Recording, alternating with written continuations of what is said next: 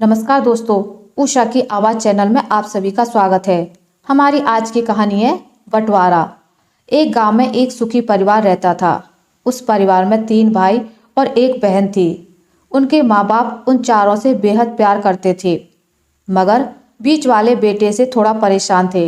बड़ा बेटा पढ़ लिख कर डॉक्टर बन गया था और छोटा बेटा भी पढ़ लिख कर इंजीनियर बन गया था, मगर बीच वाला बेटा बिल्कुल गंवार और आवारा किस्म का था। कुछ समय बाद उनके दोनों बेटे डॉक्टर और इंजीनियर ने शादी कर ली। कुछ महीनों के बाद ही इनकी बेटी का भी एक अच्छे घराने में विवाह हो गया, मगर बीच वाला बेटा अभी भी कुंवारा ही था। वह अनपढ़ था और कहीं पर मजदूरी का छोटा सा काम करता था। उसको शादी के लिए कोई भी लड़की नहीं मिल रही थी। उसके माँ बाप उससे बहुत परेशान हो चुके थे। अब जब भी उसकी बहन अपने मायके आती तो वह अपने डॉक्टर और इंजीनियर दोनों भाइयों से मिलती थी, मगर बीच वाले भाई से बहुत कम मिलती थी, क्योंकि वह उसे ज़्यादा पैसे नहीं दे पाता था। लेकिन फिर भी वह अपनी बहन से बहुत अधिक प्यार करता था। कुछ समय बाद उनके पिताजी की मृत्यु हो गई। उनकी माँ ने सोचा, कहीं अब किसी के मुंह से बंटवारे की बात निकले, इसलिए अपने ही गांव में एक सीधी सादी लड़की से मंझले बेटे की शादी करवा दी।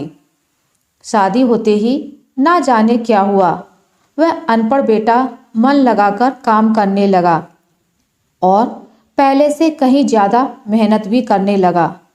अब कोई भी पुराना दोस्त उसको मटर गश्ती के लिए बुलाने आता तो वह मना कर देता। एक दिन उसके डॉक्टर और इंजीनियर भाई ने सोचा कि यह तो गंवार और अनपढ़ है, हम इससे कहीं ज़्यादा पैसे कमा लेते हैं, इसलिए अब हमें बंटवारा कर लेना चाहिए। माँ के लाख मना करने के बाद भी दोनों बेटों ने बंटवारे की तारीख तय कर दी और उन्होंने अपनी बहन को भी बुला लिया। तभी उनका गंवार भाई कहता है कि तुम लोग बंटवारा कर लो, जो बचे वो मुझे दे देना या ना देना, मैं शाम को आकर अंगूठा लगा दूंगा। तभी उसकी बहन कहती है, अरे बेवकूफ़, तू तो हमेशा बेवकूफ़ ही रहेगा। जमीन का हिस्सा तो आमने सामने बैठकर होता है। उसकी माँ भी उसे काम पर जाने से रोकती है।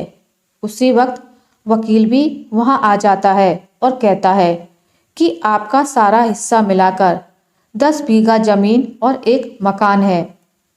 अब यह बताओ किसको कितना हिस्सा देना है, मैं उसी हिसाब से कागज बनवा दूंगा।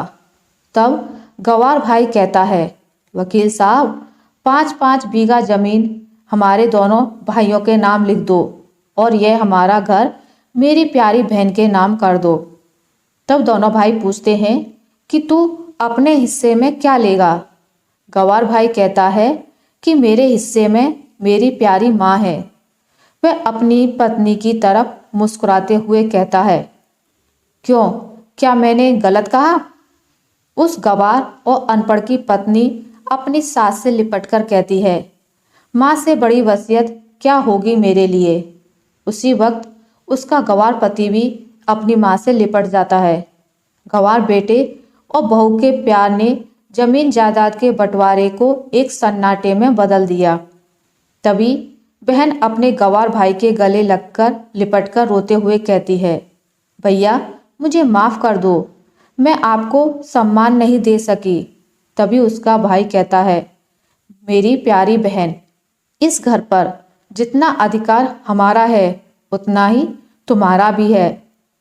और रही बात बंटवारे की, तो बंटवारा नहीं करने से जीवन खत्म तो नहीं हो जाएगा। क्यों करते हैं हम बंटवारा? क्या हम एक साथ मिलकर नहीं रह सकते, जैसे हम बचपन में मिलकर खेलते रहते थे? एक साथ मिलकर रहने को ही तो कहते हैं एक अच्छा परिवार, और उसके परिवार को संभालती है एक माँ।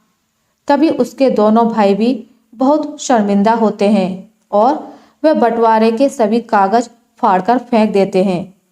उस दिन के बाद से उनका पूरा परिवार खुशी खुशी एक साथ रहने लगा।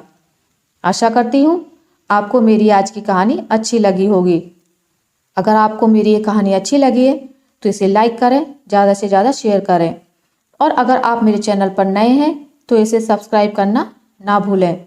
मिलते एक नई कहानी के साथ, तब तक के लिए नमस्कार।